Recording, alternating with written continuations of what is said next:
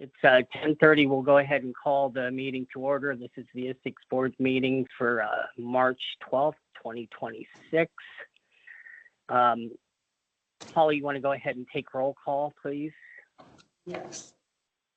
Luke is not going to be here, so I'll start with Mindy Benson. Mindy Benson, present, representing Iowa Emergency Management. Curtis Woughton.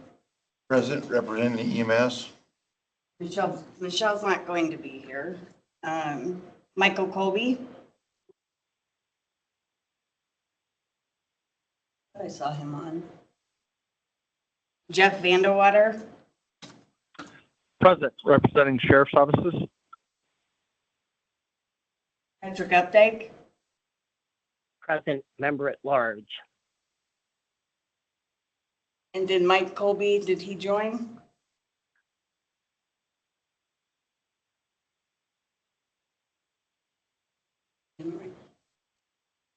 I see him on there, so.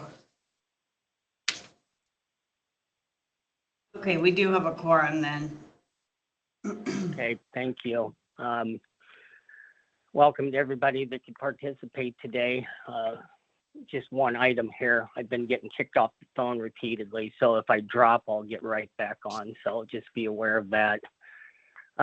First up is the approval of today's agenda. We have a motion Benson for makes that. the motion. Yep. We'll make the motion. This is Benson. I'll make the motion to approve the agenda. Vandewater, second. We have a motion and a second. All in favor, say aye. Aye. Opposed, same sign. So the approval of today's agenda passes. Next up is the approval of meeting minutes for February 12th, 2026. Do we have a motion for that?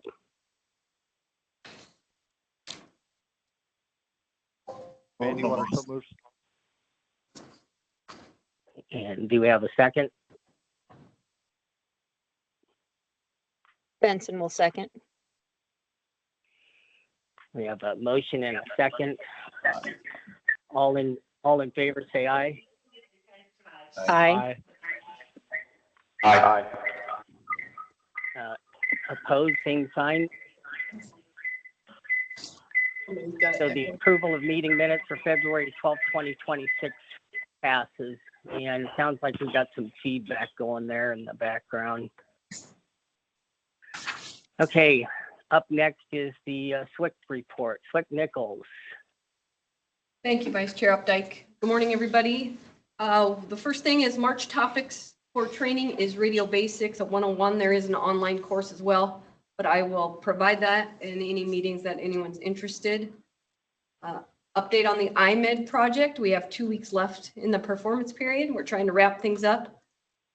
The radio installers have been really excellent in helping us ensure that work gets accomplished by the deadline, and they are working very hard. So thank you to them, all of them. The COMEX in the Luss Hills is moving along in planning. It is going to happen the 27th through the May 1st. Registration is full for trainees, but there could be some room for others to participate in volunteer roles. Just reach out to me if you're interested. As a reminder, we have been approved for an INTD course. This is sponsored. Dates have not yet been determined, but we have solidified a location in Carroll County, and I'll update as soon as we are able to plan that. Holly has been trained on the ADA compliance, and we're just waiting for the go-ahead to be able to post documents to the website again. That should happen in the next couple of months. If you're missing a document and you need it, you can't find it online, just reach out to either one of us. Cyber threats for critical infrastructure are heightened due to the Middle East conflict. I sent out a report from the ComISAC this morning. If you're not on that IT distro list and would like it, please reach out. It's very easily digestible and important stuff. And ECC Myers will not be here today to be able to report on this is happenings. And then one other thing, I have heard Tom Lampy mentioned invitational travel to the FirstNet Labs in Boulder over the next couple months. So if that sounds interesting to anyone, you should reach out to him and see if there's still room. That's all I have unless there's questions. Haley, any other questions possibly for Haley on this? Okay, moving on to item 7, 911 council report with program manager DeRushi. Blake's not able to be on today and he said he had nothing to report. Okay, thank you. Up next, user group committee, Chair Vandewater. Thank you. The users group met on February 19th with 10 members present. And then there were 2 guests present representing the applicants, 2 of the applicants. We had a brief RIC report from RIC 1 that involved interoperability discussions about the recent presidential visit to the area. The focus of our meeting involved the review of 4 applications that will be addressed under our new business section of the agenda today. That concludes my report, and I'd be happy to take any questions. Thank you, sir. Any questions for Chair Vandewater? All right, moving along, Finance Committee. Haley, you want to take that? Sure, the Finance Committee met this week. It was a standard meeting. Holly's got the financials up there on the board. Nothing to note, really. It's all the same.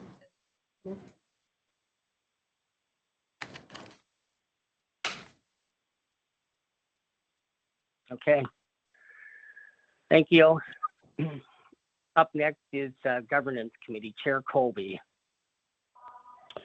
Good morning, everybody. Sorry for the technical difficulty there getting started for roll call, but I was present.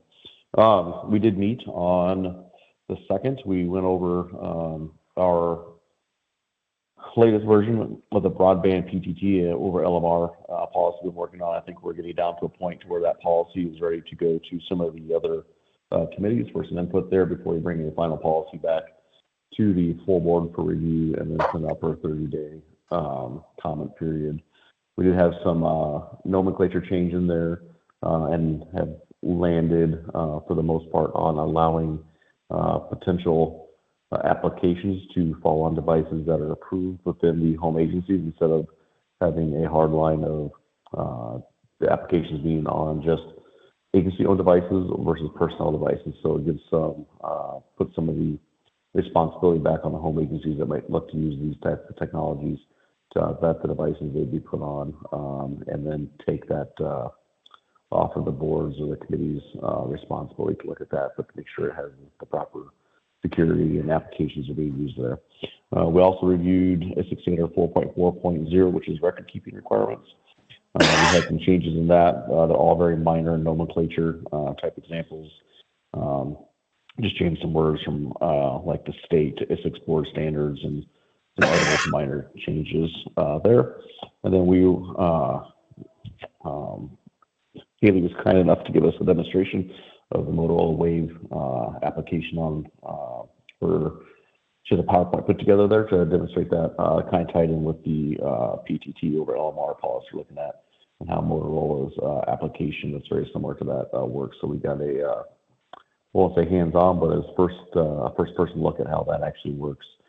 And I understand that the Highway Helper program in Des Moines is using some of that, is using that Wave application along with many others across the state. And I talked to Vice Chair Button about Des Moines PD's interaction with Highway Helper in the Des Moines area and how they have been pleased with how that Wave program works in Motorola. So I think as we work through this PTT and over LMR process, we're going to land on a pretty good policy with good practice, and there'll be more for that to come on a draft policy to some of the committees coming up here, and we'll get to the full board hopefully before too long. That is about it, I think, from our March meeting. Any questions? Thank you, sir. Looks like moving on, we have Operations Committee Chair Erpelding. This is Haley. I missed the operations meeting because I was on a IMED project, so I don't have anything to report for that. I apologize. Okay, thank you. Moving on to item 12 is Training and Outreach Committee with Chair Woughton. Thanks, Vice Chair. We had a discussion on the radio systems training and went over Isicsb standard 2.7.0, the training of radio telecommunicators. And starting to work on some of that. Other than that, I got nothing else to report. All right, thank you. Up next is Technology Committee, and we met on February 26th and March 5th. I wasn't able to make the March 5th call, but in the 26th meeting, we continued to have discussions about the 800 meg frequencies that we're looking to license and trying to determine, how to set them up with emission designators and station class and go through the licensing process. So we'll keep reporting on that as it progresses along. The other subjects that we went into was the review of standards, 4 of them actually, 1.1.0, 2.12.2. And I'm just going to touch on those first because they're both similar in wording. And let me get that pulled up here because it deals with the, wrong document here. Security system keys and subscriber security. So they're both similar in wording, and the approach that we're taking with these 2 standards is to gel them together and bring all of that wording into one standard. So Haley's been assisting with that, and we'll report on that as that progresses. The other 2 standards are 4.6.0, and let me get that document pulled up. Give me a second. 2.10.0. These 2 standards are just like the other 2 that we just discussed. They're similar in wording. We want to try to bring those 2 together and put it into one standard and then put it out there for review for everybody. And Haley, I don't know, do you want to expand further on that, on those 4? No, I just wanted to mention that the standards review process seems to be proving successful and essential just to clean up some of these documents, and the purpose of combining them, we could leave them separate, but if you combine them, I feel like it would be easier for someone who's searching for them to find the correct one. We won't leave out any information. All right. Thanks for the assist there. And that's all I have to report. Up next is Vice Chair? FirstNet Broadband. Yes. We skipped over the second part of the training committee, the commu credentialing. Missed one spot there. Oh, sorry about that. My apologies. Yeah, so let's go back to item 12, Part B, commu credentialing subcommittee with Deputy Swick-Walls. I apologize for that. No problem, Vice Chair. This is Wally, and the report we have, we reviewed 2 task books this last month. Sherry Foote from Red Oak for INTD, and Alyssa Lappy. My apologies if I'm mispronouncing that, with Des Moines PD, and I believe that was an INTD as well. Both were approved and recommended for credentialing, and I believe one of them is here today and will be later on in the new business. And that concludes the report. Thank you, sir. All right. getting back on track now. We'll move to item 13, section B, FirstNet broadband subcommittee with Chair Benson. Thank you, Vice Chair. We met on Tuesday of this week, March 10th. We had our normal business meeting. Unfortunately, Tom Lampy was unable to attend, but we did have some information presented to us by Bart Blank, which was wonderful information. Hopefully he's here in the meeting and can visit with us upon that. We did have information again brought back to us with who's on FirstNet database. So if you are on FirstNet here in Iowa, please reach out to myself or Brian Blodgett to get onto that database. It's wonderful information. It shares your information statewide about who's on FirstNet, if you need information, who to reach out to, things to that effect. So we like that information. We like to share that information kind of statewide. If you have questions on that, please feel free to reach out to me, reach out to Brian. We can definitely get you hooked up with that. Other than that, I really don't have much to share. Our next meeting will be Tuesday, April 14th at 9 a.m. If you're interested in our committee, it was wonderful information from AT&T partners. Cannot say enough about them. Love the information they share. It's upcoming technology through AT&T FirstNet. It's some of it's above my technology level, but they always have great resources and wonderful people to reach out to. So definitely looking forward to more information from them coming next month. And that is my report for this month. Thank you very much. Any questions for Chair Thank you. Benson? Okay, moving on to item 14, section A is information sharing with board members.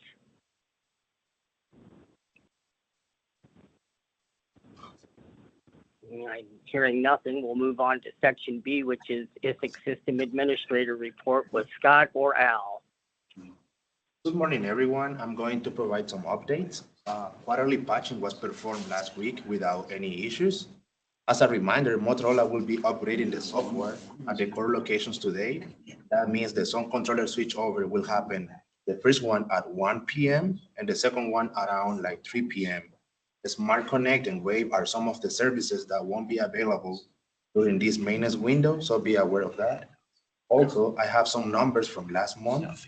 The system has 47,482 active IDs, 3,648 talk groups, and last month, the system handled over 2.9 push to shots. And with that, I conclude my report, and I'm happy to take any questions. Thank you. Any questions for our system administrator? Thank you. Up next is FirstNet Authority with Tom Lampy. Hi, I am going to be sitting in for Tom today. This is Lisa Dixon, and good to be with you guys. Tom is at the mid-year IECP conference this week, so I'm sure he'll be bringing lots of good news and information back from that to everyone. The report that was made earlier referencing push to talk is something that over LTE, I should say, is something that I might just mention this morning. The desire to incorporate users via their LTE device and push to talk is really ramping up across the United States. We're seeing more and more of that, and the interest in using it, especially in large events and environments that are have ad hoc users that are not normally on the LMR network. I'm involved with the DFW area for FIFA, and it with cross-carrier licenses is certainly something that seems to be bringing that whole region together. So we're looking forward to more information on those reports that are coming out of your committees on that. We will be rolling out, or AT&T, and I appreciate your comments about AT&T providing great comments. I don't think Bart's on today. I believe he was going to miss as well. But we are at a real juncture this year with some great new technologies that will be starting to be implemented. FirstNet Fusion is a new push-to-talk option that we're going to be rolling out later this quarter, excuse me, in the second quarter, I should say. Second quarter for the calendar year, third quarter for the fiscal year. So I believe right now it'll be general availability in May, if I'm not mistaken. So we're testing that now, and I actually love it. It's got some features in it that go a little bit above beyond the rapid response, which I also use and enjoy it as well. So we're looking forward to FirstNet Fusion to add a new layer of push-to-talk capabilities and a lot of ease with cross-carrier licenses. That should really improve. If anybody's used LTE push-to-talk, encourage you to follow that. We also are seeing a big uptick in HPUE, the high-powered end-user devices, the Mega Connect, and then the mounted version of that. Those are really extending the network, especially, at cell edge. We have expanded our Band 14 footprint throughout the United States. Iowa was already largely Band 14 on all the towers, I believe, but there may be some that we picked up there as well. Some areas had coverage, but it wasn't Band 14 coverage. And so we're expanding basically to make Band 14 coverage. Wherever there is coverage, it would have a Band 14 aspect. So that's part of the investments that we've been doing. And of course, HPUE depends on that. So we're really seeing HPUE meet some real needs out there. And then also, I'm sure you have heard of our satellite to device program that expect will be rolling out probably in 2027. We may see something late this year, but I believe that date is early 27 for general use. It like I said, the target may be in the fourth quarter, but I always try to give a little room there. That's going to offer satellite to device in conjunction with Band 14 and priority. So little different than the other, services that are using that. We certainly use other kinds beyond AST. As you guys are well aware, Starlink is available on some of our satellite resource deployables, but we look forward to having that satellite to device capability to cover those really difficult to serve areas. Only other comment that I have to make today is about the coverage workshops and FirstNet progress updates. We will want to get out before the end of the year and talk again about what's being funded. We'll be able to show you, what how your priorities have been considered, and the way that we'll be spending this tranche tranche of investment dollars. We'll be doing that on a yearly. We'll be doing that on a yearly roll, so expect Tom to be involved with you to set that up at the appropriate time. I would generally say we'll start doing those in the early summer and then try to complete by the end of the year with all the states. So that way we get everybody in that role. with that, if anybody has any questions, happy to take them. Oh, there was also reference to the lab tour. And if you have not been to the FirstNet Lab and are interested, Tom is, working on lists to get folks that want to get to the lab. And we do have some invitational travel. So it's not unlimited. So I would say if you're interested to get with Tom sooner rather than later. So that's all I have. If you have any questions, happy to take them. Thank you very much. Are there any questions for our FirstNet Authority representative today? All right. I know I'm going to go ahead and see if Bart is on here to give the AT&T update. Bart, are you available?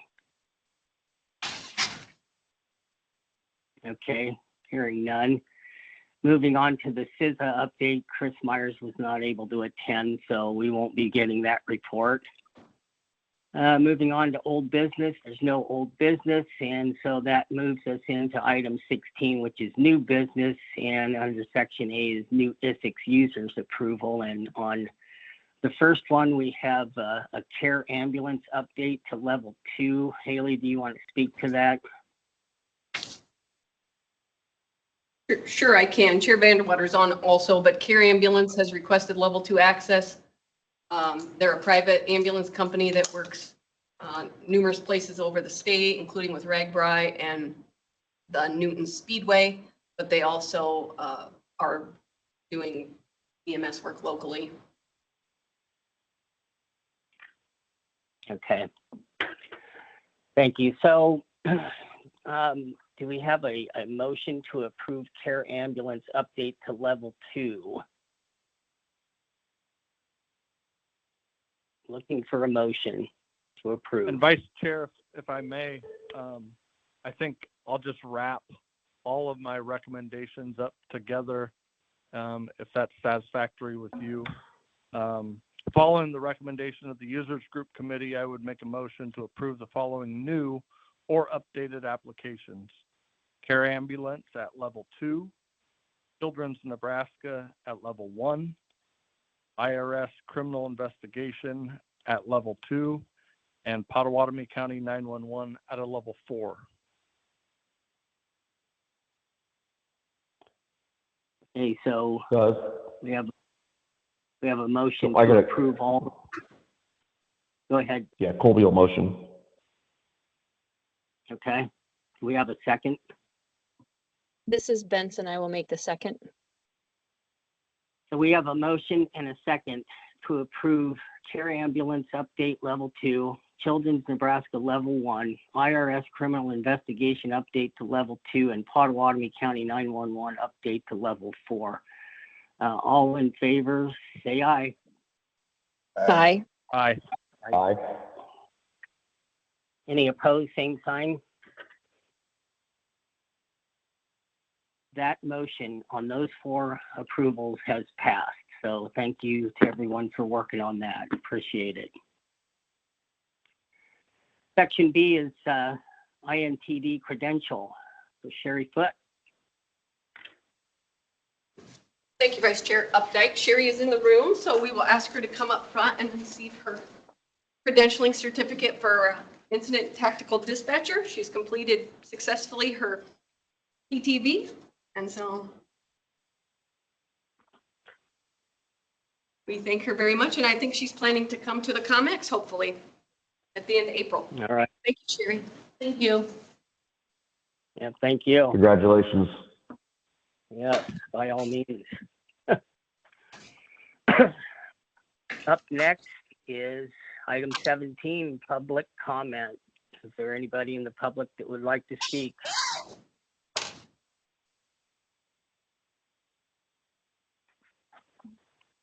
Okay. Up next is item 18, adjournment. Do we have a motion to adjourn the meeting?